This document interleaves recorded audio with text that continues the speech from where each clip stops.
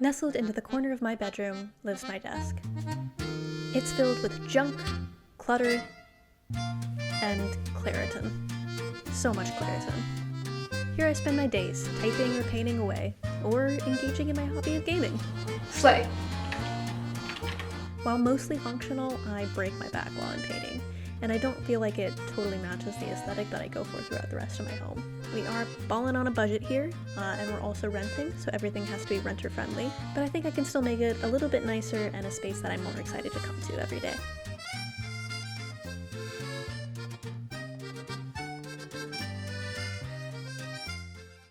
With any project like this, first step is to clear the canvas that you already have.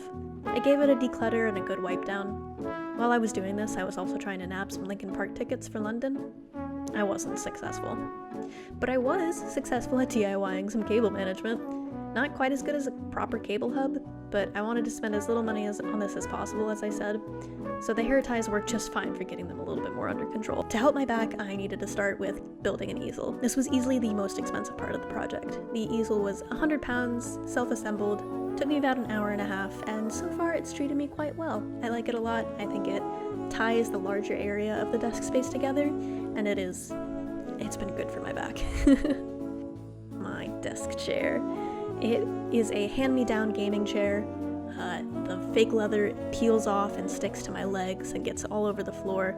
It's pretty gross. So I bought this cover. It was 15 pounds.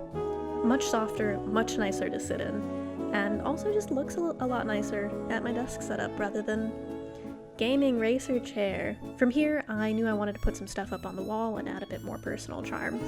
I started by doing my own painting. I think that having something that you made up on your walls is always a really fantastic choice. Whether it be a painting like I did, or a ceramic piece on a shelf, or even just an award that you received that you worked towards. Anything that comes from the fruit of your own labor up on your wall that you can look at every day and say, yeah, I did that, I think is a really cool thing to have. Apart from this, I also went for some inspiration at the thrift. We started at Red Brick Market. If you've never been to Red Brick in Liverpool, it is such a cool place. It's a huge warehouse filled with different stalls from different vendors. You can find tons of different things here, from clothes to decor to 6-foot-tall skeletons, maybe even a crucified Barbie. You can really find anything, and it's a really cool place to get lost in for a couple of hours. We also went to 69A, also in Liverpool. The place was super neat. They had incense going, so it had this really smoky, earthy scent throughout, as well as some classical music playing. Thrifting was a success. I got a couple things. Everything I got was from Red Brick Market. 69A was nice, but everything was a little bit out of my price range. It seems to be more like a curated place rather than just, here's some shit we found, buy it. It was interesting though, the dichotomy between Red Brick and 69A. In Red Brick, you've got like just stalls and stalls of different places, of different aesthetics and everything. In the back corner, there's the dude on his old PS2 playing video games, and then in 69A, there was a guy in a suit with like gel slicked hair, carefully and meticulously adjusting every single item in the store to make sure that it looks its best. Two very different worlds. But these are the things that I got.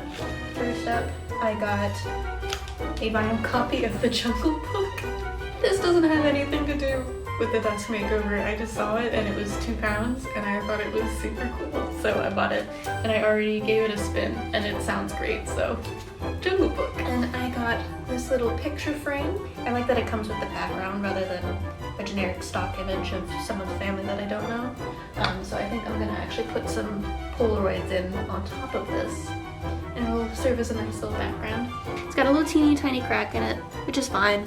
This was 5 pounds, and then this was actually the first thing that I picked up while I was there. This is not a picture frame, it's a tray. This was 15 pounds. I still have the sticker on it. This was from Lemon Frog Vintage in Red Brick. And I don't know why, this was the first thing that when we were there that really stuck out to me as like, ooh, I like that.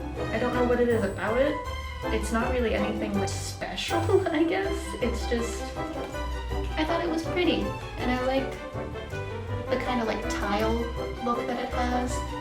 And my husband said that he saw a bunch of phallic images, and then I saw some like fallopian tubes, so I added an extra layer and I liked it more. So I got this, and I'm gonna stick it up on the wall because I don't know what I would use a tray for, but it's neat. Ordered a frame. This was £10. Do you like it with or without the insert better? I ended up choosing the insert. I like the way that it framed it.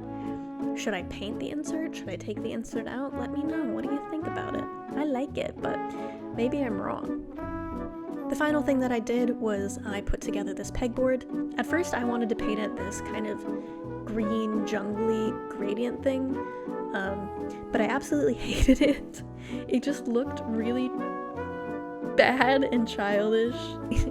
So I ended up having to start over and paint it again. I don't love this color either, but if I have to paint this thing for a third time, I will lose it, so we're sticking with it. It's gonna do. Yeah, just stuck a couple different things up on it. It's like some paintbrushes, some birthday cards that I got, headphones, cords, all those sorts of things. One of the only things that I didn't fix was this. If you're my landlord, no you're not. This was an accident. We'll have to paint before we move out.